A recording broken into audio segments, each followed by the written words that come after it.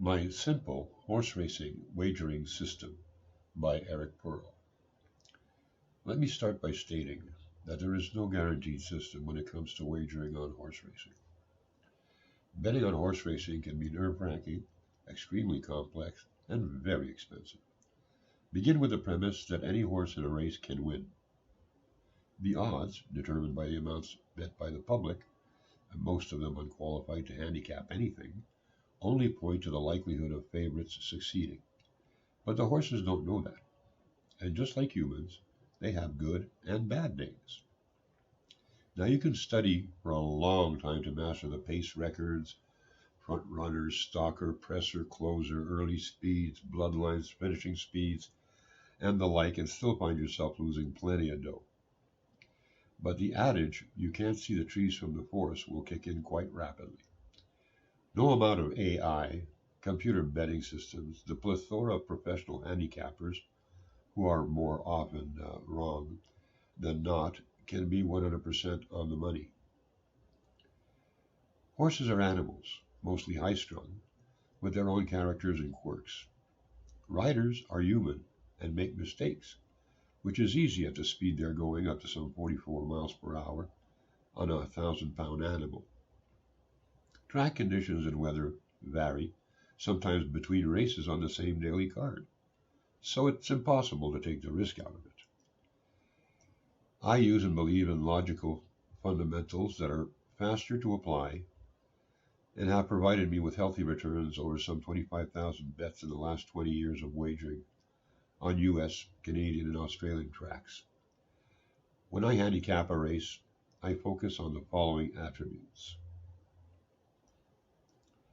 Does the horse consistently finish in the top 4 positions, especially in the last 10 races? Is the horse dropping in class, simply put, racing for less of a purse than usual, hopefully against lesser horses? Is there actual race and performance data on the horses over and above workout times? Often 2-year-olds have never run a race before. I don't bet on those races because it's a pure crapshoot. Are the jockey and trainer on that particular horse well rated? That means a win percentage for both of 10% or better for each if possible.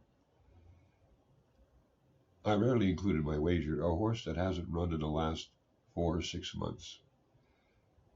Workouts aren't the same thing as fighting it out in a pack of other thoroughbreds. Also, quickly review the horse's success at the distance of the race you're betting on. Some horses do well at a variety of distances, others don't. Some are distance specialists, in fact, within a 1.5 to 2.5 furlong range. My general rule is going down in distance is usually better than the opposite. A wet or heavy track surface, especially when racing on dirt, can affect results and often allows lesser horses to do well.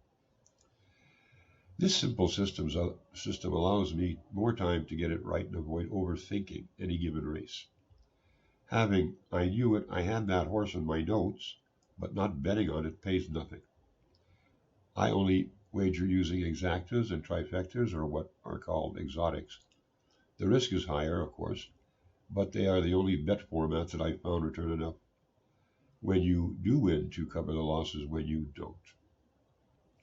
The way I bet works by averaging my ROI over many wagers, which requires a certain discipline. I suspect many professional handicappers will read this piece and say, I'm simplifying the process too much. That must be taken with a grain of salt, since most of them struggle like everyone else. And of course, absolutely refrain from placing side bets that drain your stake. Finally, and this goes without saying, never ever bet what you can't afford to lose. It isn't referred to as gambling for nothing, although it's likely safer than investing in cryptocurrency. The end.